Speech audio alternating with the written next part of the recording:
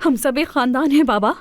आपको कैसा लगता अगर आपको बताए बगैर किसी ऐसे शख्स से शादी कर लेती जो आपको पसंद ना हो तो फिर? तूबा, क्या तुम मुझ पर तनकीद कर रही हो? बाबा। करीम, करीम आप गुस्सा मत करें। आप लोग आराम से बात कर लें, मैं जा रही हूँ यहाँ से। ठीक है नसरीन।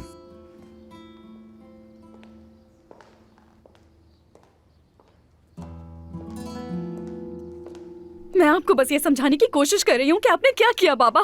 कम से कम थोड़ा तो इंतजार कर लिया होता, बस थोड़ा ही। किस बात का इंतजार करूं मैं तूबा? हाँ बताओ ना मुझे, क्या इससे कुछ बदल जाता?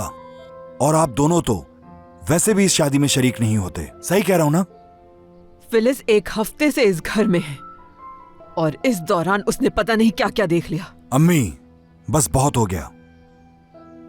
आज से नसरीन इस घर में मेरी बीवी की हैसियत से हमारे साथ रहेगी और कुछ नहीं सुनना मुझे।